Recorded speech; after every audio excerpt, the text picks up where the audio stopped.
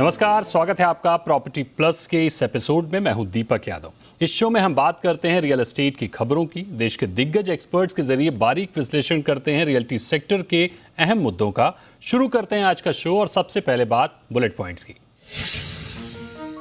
दिवालिया मामले में सुपरटेक को मिली एनसीएलटी से राहत। अब सिर्फ एक प्रोजेक्ट इको विलेज 2 तक सीमित रहेगा सीओसी का गठन। लीगल एक्सपर्ट से समझिए पूरा मामला और आगे का एक्शन। रियल एस्टेट में कच्चे माल के भाव में अस्थिरता जारी, शॉर्ट टर्म में बना रह सकता है कीमतों में उतार चढ़ाव। कच्चे माल पर क्या है कंस्ट्रक्शन मटेरियल एक्सपोर्टर्स की राय, करेंगे कच्चे माल के हालातों पर चर्चा। रेरा लागू होने के 6 साल बाद भी जारी है प्रॉपर्टी मार्केट में मनमानी। बिना रेरा रजिस्ट्रेशन धड़ल्ले से प्रॉपर्टी बेच रहे हैं एजेंट। बिना रेरा नंबर के विज्ञापन, एक तरफा एग्रीमेंट जैसी दिक्कतें अब भी बरकरार।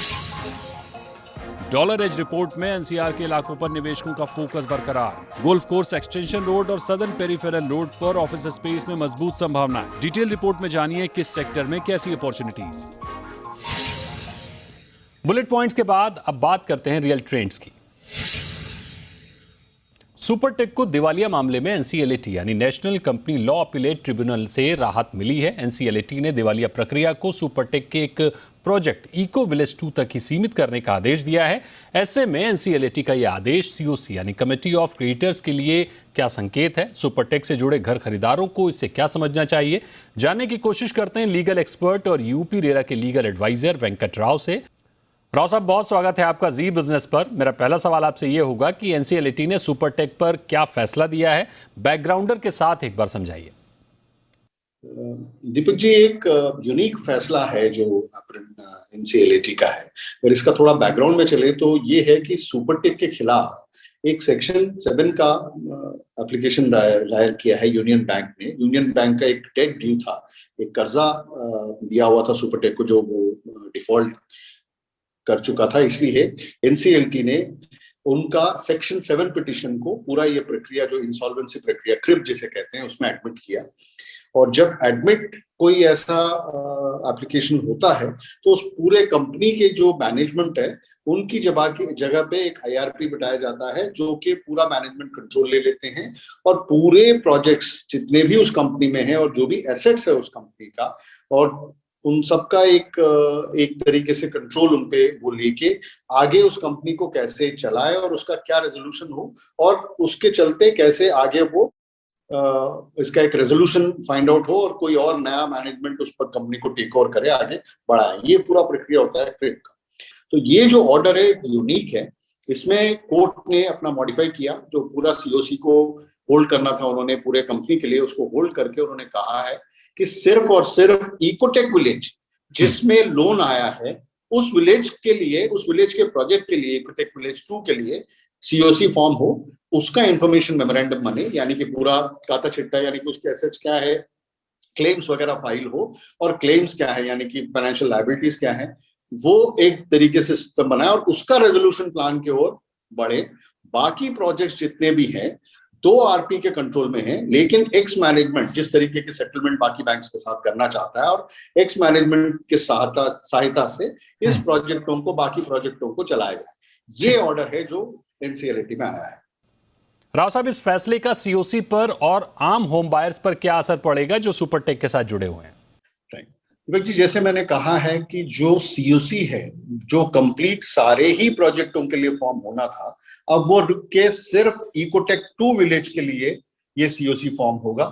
और आरपी इंफॉर्मेशन मेमोरेंडम जो बनाएंगे वो सिर्फ और सिर्फ इस पर्टिकुलर प्रोजेक्ट के लिए ही बनाएंगे। तो जितने भी इस पर्टिकुलर प्रोजेक्ट में होम बायर्स हैं वो अपने क्लेम दर्ज करें, इस पर्टिकुलर प्रोजेक्ट के जितने भी फाइनेंशियल क्रेडिटर्स हैं वो दर्ज करेंगे, और जो क्रेडिटर्स कमिटी बनेगी वो सिर्फ इन लोगों के लिए बनाई जाएगी। इसलिए बाकी जितने भी सुपरटेक के बायर्स हैं, खास करके होम बायर्स हैं, वो किसी और प्रोजेक्ट में हो तो उनको क्लेम्स वगैरह फाइल करने की जरूरत नहीं है। और ये भी कहा है कि आरपी के दायरे में, मतलब आरपी के अंडर जो है सुपरविजन में, कंट्रोल में, एक्स मैनेजमेंट के सहायता के साथ ये प्रोजेक्ट्स बाकी चलते रहेंगे और कंप्लीट करने की कोशिश की जाएगी। राव साहब, क्या इसे सुपरटेक के लिए राहत माना जाना चाहिए या फिर एनसीएलटी के इस फैसले को चैलेंज किया जा सकता है ऊपरी अदालतों में? देखिए, ये मैंने जैसे स्टार्टिंग में ही कहा है कि एक एक्सपेरिमेंट है अपने आप। जजमेंट में भी ये कहा गया है और ये एक बहुत महत्वपूर्ण मैं कहूँगा जजमेंट है, इसलिए क्योंकि इस पर्टिकुलर एरिया को लेके खास करके रियल एस्टेट में ये काफी चर्चा रही है। क्योंकि देखिए कई प्रोजेक्ट्स होते हैं एक कंपनी में और एक प्रोजेक्ट के चलते पूरे प्रोजेक्टों का मैनेजमेंट और हर तरीके का एक पूरा सिस्टम चेंज हो जाता है। इसलिए अक्सर ये एक डिमांड रही है, एक मांग रही है कि प्रोजेक्ट वाइज रेजोल्यूशन होना चाहिए, जो कि अभी तक अपने कानून में मैं कहूं ऐसा कुछ प्रावधान क्लियर नहीं है। ये जुडिशियल इंटरवेंशन से, इस तरीके के बोल्ड और यूनिक फैसलों से मेरे ख्याल से आगे बढ़ेंगे। यस, ये उम्मीद जरूर है कि कोई ऐसा चुप रहने वाले नहीं है। काफी सारे लोग चाहेंगे कि इसको ऊपर चैलेंज किया जाए, क्योंकि कई बातें होती है। फॉर इंस्टेंस एक छोटी सी बात मैं कहूं कि जिन कहीं पे भी किसी का कोई मैटर चल रहा है, कोई और प्रोजेक्ट का भी हो, क्योंकि क्रिप प्रोसेस चल रहा है, उसका रेजोल्यूशन नहीं हो रहा है, लेकिन उस प्रोजेक्ट में अगर मान लीजिए उसने रिफंड मांगा है, कंज्यूमर कोर्ट्स में मांगा और इरा में मांगा हो या कोई और लिटिगेशन हो, क्योंकि मॉरिटोरियम के चलते हुए वो सब रुक जाती है। उसका कोई क्लैरिटी इस पर्टिकुलर ऑर्डर में फिलहाल नहीं है, क्योंकि क्रिप प्रोसेस तो ऑन है। तो इस वजह से सवाल जरूर रहेंगे, लोग जरूर अपील करेंगे, बट एक बार जरूर ये मेरे ख्याल से ऑनरेबल एपेक्स कोर्ट तक जाके सेटल हो जाएगा, एक क्लियर क्लैरिटी आ जाएगी। हो सकता है लॉ में अमेंडमेंट आ जाए और काफी इंप्रूवमेंट की जरूरत है, तो जरूर होगा। राव साहब, सुपरटेक की राह कैसी रहने वाली है इसमें, और आगे क्या कुछ कंपनी की मुश्किलें बढ़ती हुई दिख रही हैं, और क्या इस तरह का फैसला और मामलों पर भी देखने को मिल सकता है जहां दूसरी रियल्टी कंपनियां दिवालिया प्रक्रिया से जूझ रही हैं? मेरे ख्याल से जरूर उन कंपनीज में कोशिश ये की जाएगी और ये ऑर्डर एक तरीके से एक मैं कहूँ प्रेसिडेंट की तरह यूज करने की कोशिश की जाएगी, और चांसेस है कि यूज होगा और जरूर उनमें से भी ये ऑर्डर आ सकते हैं। और अगर वैसा ऑर्डर आता है तो मैंने जैसे कहा कि क्लैरिटी आ जाएगी, सेटलमेंट आ जाएगी। जहां तक सुपरटेक की बात कहें, सुपरटेक ने ऑलरेडी अपने एक रेजोल्यूशन की तरह एक अपना सेटलमेंट और एक प्लान अपीलेट ट्रिब्यूनल में सबमिट किया है। होपफुली अगर उस तरीके से इन्फ्यूजन फंड्स का होता है, जो कोशिश की जा रही है और रेजोल्यूशन दी जा रही है, तो देखिए प्रोजेक्ट्स में और कंपनी में जरूर वैल्यू है, और उन वैल्यू के चलते हुए अगर मैक्सिमाइज होती हैं और चलती हैं तो मेरे ख्याल से ये सभी के लिए एक विन विन सिचुएशन रहेगा। बहुत बहुत शुक्रिया करेंगे राव साहब आपका। यानी सुपरटेक को थोड़ी राहत जरूर मिलती हुई दिख रही है, लेकिन मुश्किलें अब भी बरकरार हैं। हालांकि एनसीएलटी के इस आदेश के बाद समझने वाली बात यह है कि इको विलेज 2 के अलावा सुपरटेक के दूसरे प्रोजेक्ट के घर खरीदारों को सीओसी प्रक्रिया के लिए अपने क्लेम भेजने की आवश्यकता नहीं है।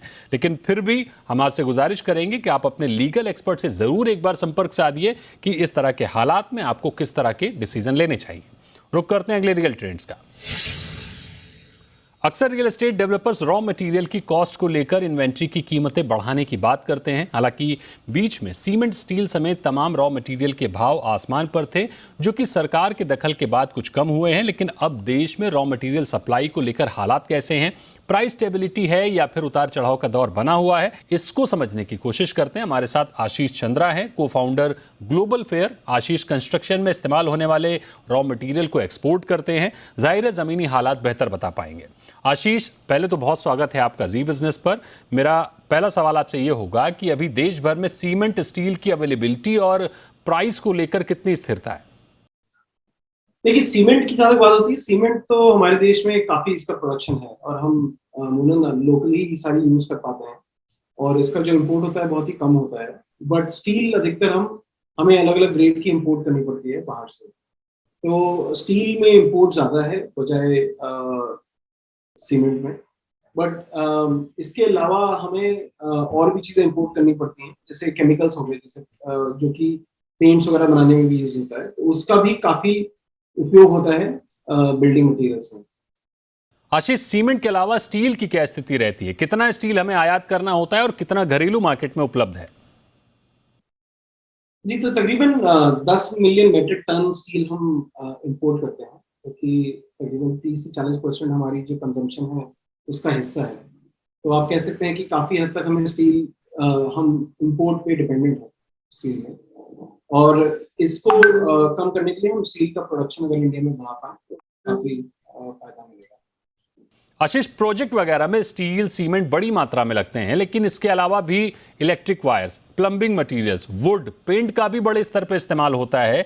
ऐसे में अगर हम ओवरऑल मटेरियल की कॉस्ट में इजाफे की बात करें तो कितना इजाफा हुआ है और ये डेवलपर्स के मार्जिन को किस तरह से अफेक्ट कर रहा है?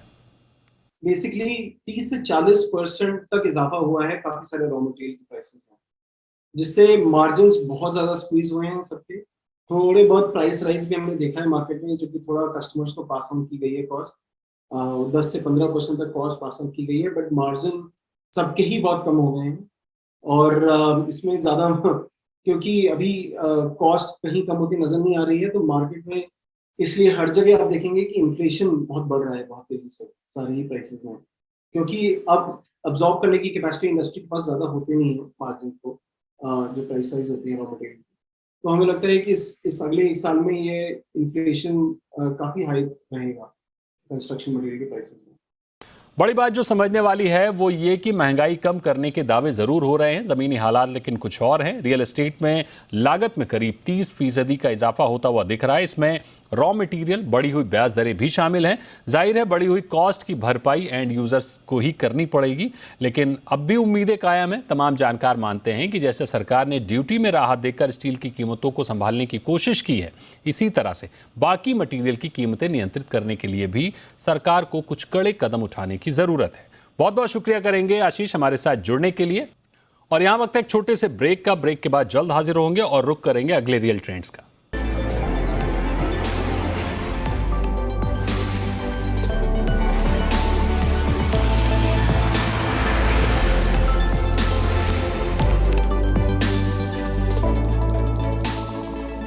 वेलकम बैक, आप देख रहे हैं प्रॉपर्टी प्लस और आज प्रॉपर्टी प्लस में हम अलग अलग रियल ट्रेंड्स की बात कर रहे हैं। तो और अब देखते हैं कि अगला रियल ट्रेंड्स आपके लिए क्या कुछ लेकर आया है। रियल एस्टेट में रॉन्ग प्रैक्टिस अभी भी जारी है। रेरा के 6 साल बाद भी घर की खरीदारी में लोग ठगे जा रहे हैं।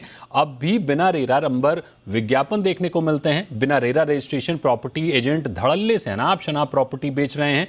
एनसीआर में मामला कुछ ज़्यादा गड़बड़ है। इस पर एक डिटेल रिपोर्ट आपके साथ शेयर ज़रूर करेंगे, लेकिन आज समझने की कोशिश करते हैं कि आपको कैसे सावधान रहने की ज़रूरत है एजेंट के नज़रिए से। हमारे साथ होमेंट्स के फाउंडर प्रदीप मिश्रा हैं।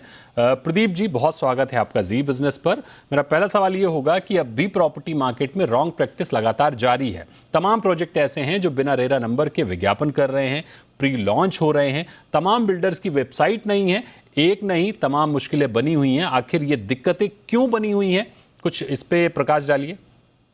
देखिए, अगर अनऑथराइज्ड कॉलोनाइजर कोई कॉलोनी को कट कर रहा है तो वहां पर जब तक रेरा के पास कोई कंप्लेंट नहीं करेगा तब तक रेरा भी कैसे अवेयर होगा।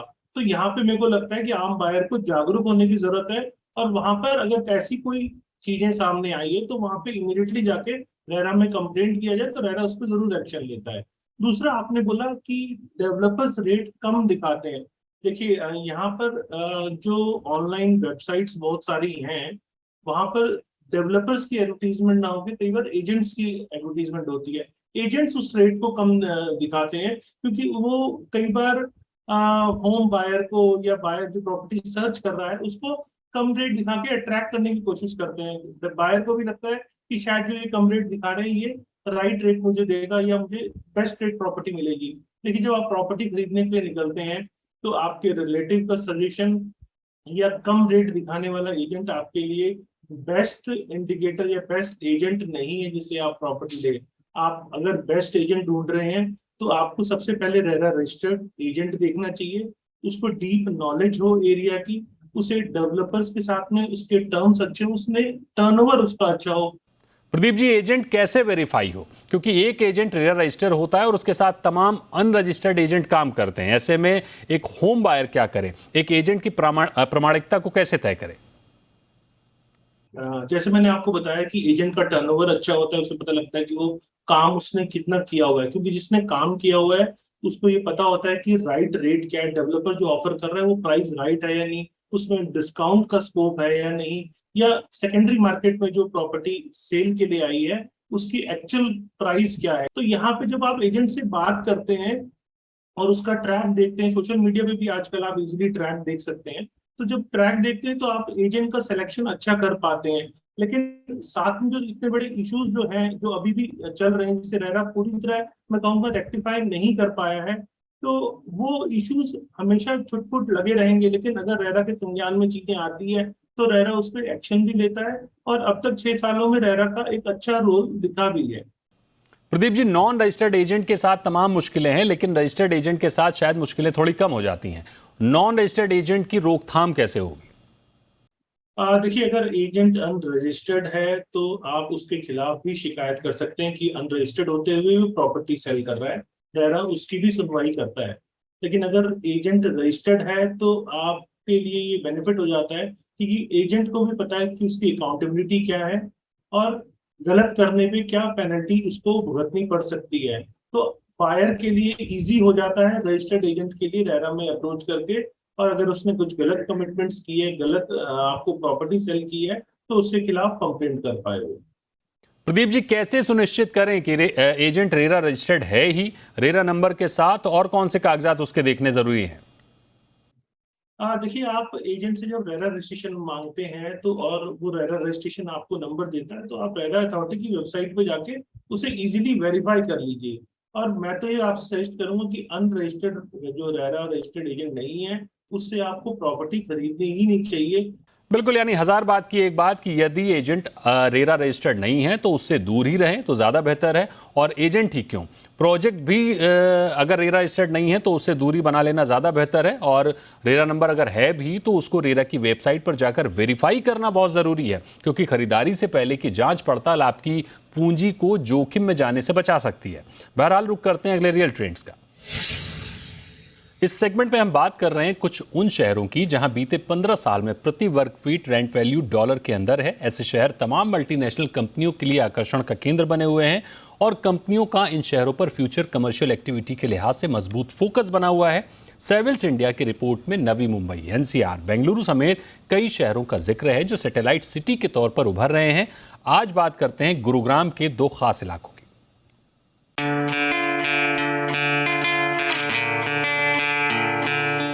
शहर कोई भी हो, कमर्शियल इन्वेस्टमेंट के लिए निवेशक कई पहलुओं पर मंथन करते हैं। मसलन शहर का इंफ्रास्ट्रक्चर वर्तमान में कैसा है और भविष्य में कहां होगा। स्वॉट एनालिसिस यानी स्ट्रेंथ, वीकनेस, अपॉर्चुनिटी और थ्रेट के मामले में उस शहर की स्थिति क्या है।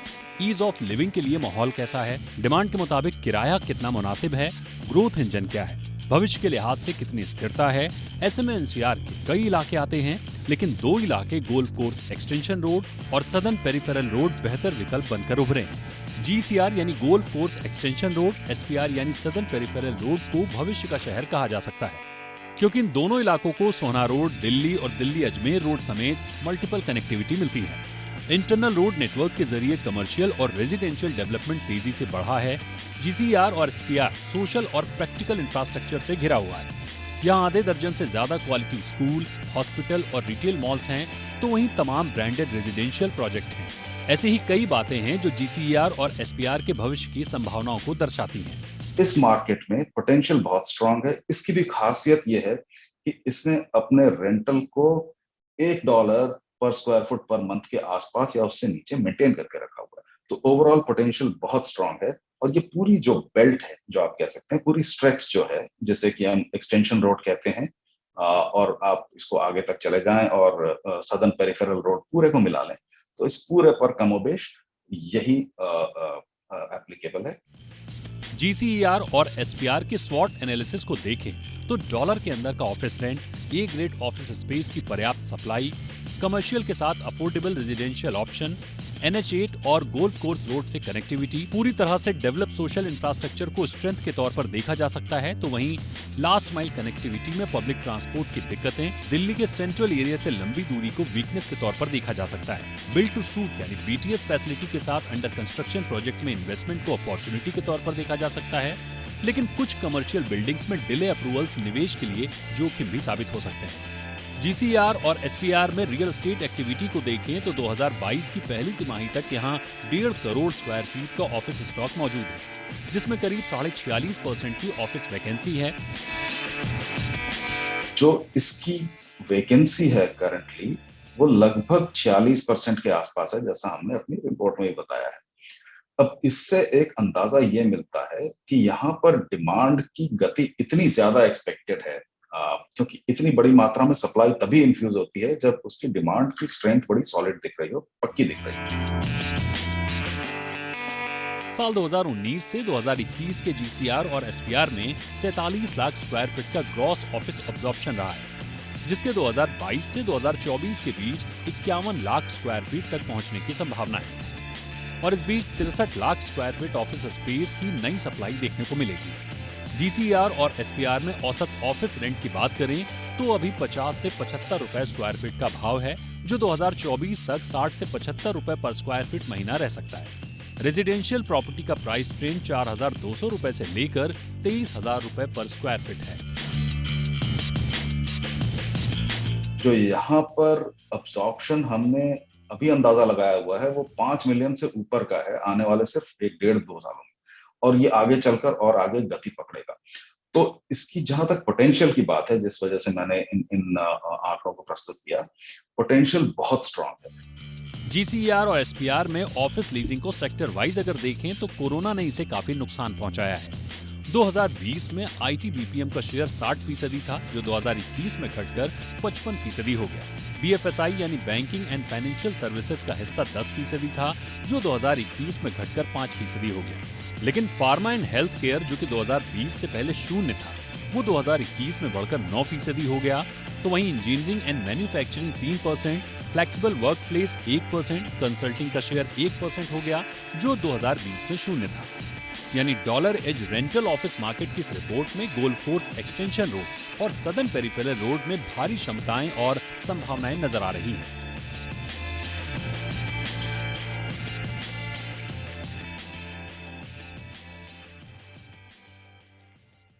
आज का शो आपको कैसा लगा हमें जरूर लिखिए। आप जी बिजनेस के साथ सोशल मीडिया या ईमेल पर भी जुड़ सकते हैं।